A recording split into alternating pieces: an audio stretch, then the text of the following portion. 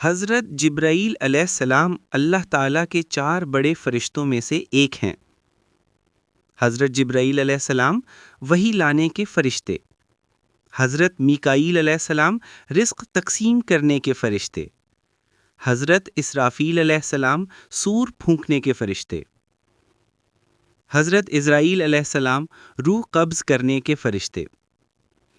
حضرت جبرائیل علیہ السلام کا اصل نام جبرائیل ہے، جس کے معنی ہے اللہ کا بندہ یا اللہ کی طاقت۔ فرشتے نور سے پیدا کیے گئے۔ حضرت جبرائیل علیہ السلام کی تخلیق بھی نور سے ہوئی۔ ان کے 600 پر ہیں، جیسا کہ نبی کریم صلی اللہ علیہ وسلم نے فرمایا، میں نے جبرائیل کو اپنی اصلی صورت میں دیکھا، ان کے 600 پر تھے۔ ہر پر سے نور کے رنگ نکل رہے تھے جو آسمان کو بھر رہے تھے۔ صحیح بخاری۔ حضرت جبرائیل علیہ السلام کی شان یہ ہے کہ وہ اللہ کے سب سے قریب فرشتوں میں شمار ہوتے ہیں۔ ان کے پر اتنے عظیم ہیں کہ اگر ایک پر کھول دیں تو مشرق و مغرب کے درمیان روشنی چھا جائے۔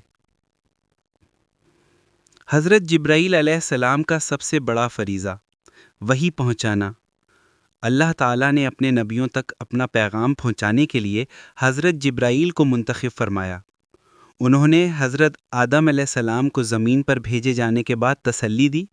حضرت نوح علیہ السلام کو کشتی بنانے کا حکم اللہ کی طرف سے پہنچایا۔ حضرت ابراہیم علیہ السلام کو آگ میں ڈالے جانے کے وقت جنت کی ٹھنڈک اور سلامتی پہنچائی۔ حضرت مریم علیہ السلام کو عیسیٰ علیہ السلام کی بشارت دی، اور سب سے زیادہ حضرت محمد صلی اللہ علیہ وسلم پر قرآن کی وحی لائے۔ جب نبی صلی اللہ علیہ وسلم کو پہلی بار غار حرا میں وحی نازل ہوئی تو حضرت جبرائیل علیہ السلام کے ذریعے ہوئی۔ وہ لمحہ کائنات کی سب سے عظیم ساعت تھی۔ واقعہ وحی: نبی کریم صلی اللہ علیہ وسلم غار حرا میں عبادت فرما رہے تھے کہ اچانک ایک نورانی شخصیت ظاہر ہوئی۔ انہوں نے کہا، اقرا، یعنی پڑھو۔ نبی صلی اللہ علیہ وسلم نے فرمایا، میں پڑھ نہیں سکتا۔ جبرائیل علیہ السلام نے آپ صلی اللہ علیہ وسلم کو 3 مرتبہ مضبوطی سے سینے سے لگایا اور فرمایا، اقرا بسم ربک الذی خلق، یعنی پڑھو اپنے رب کے نام سے جس نے پیدا کیا۔ یہ قرآن کی پہلی وحی تھی اور یوں نبوت کا آغاز ہوا۔ غزوات میں حضرت جبرائیل علیہ السلام۔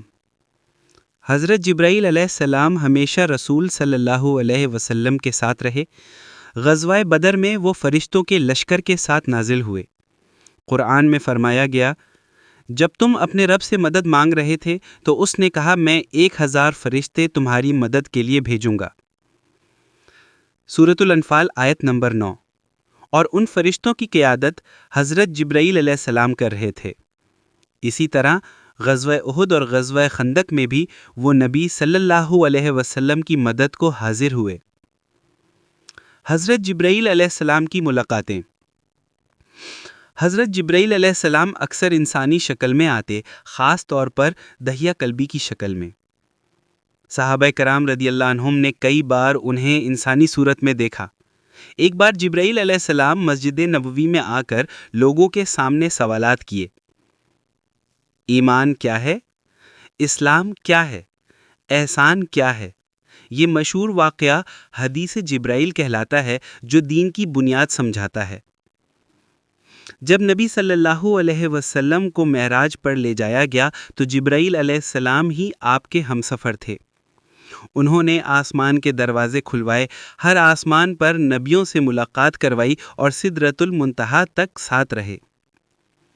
وہاں پہنچ کر جبرائیل نے کہا، یا رسول اللہ صلی اللہ علیہ وسلم، یہاں سے آگے جانے کی اجازت مجھے نہیں، اگر میں ایک قدم بھی آگے بڑھوں تو جل جاؤں گا۔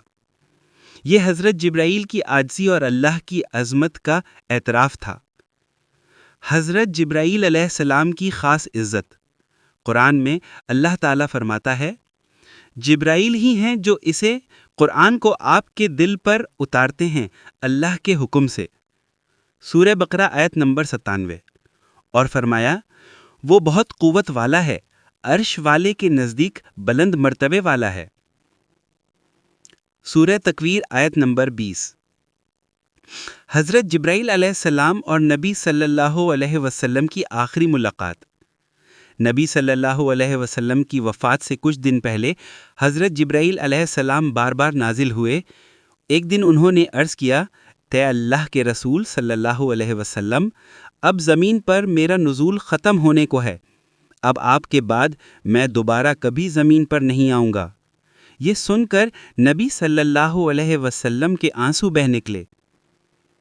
حضرت جبرائیل علیہ السلام کی زندگی ہمیں یہ سبق دیتی ہے کہ اللہ کے حکم پر عمل کرنا سب سے بڑی عبادت ہے۔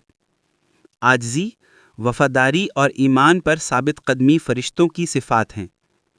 وحی اور علم کا احترام ایمان کی بنیاد ہے۔ اللہ تعالی ہمیں حضرت جبرائیل علیہ السلام جیسی وفاداری اور اطاعت نصیب فرمائے۔ آمین۔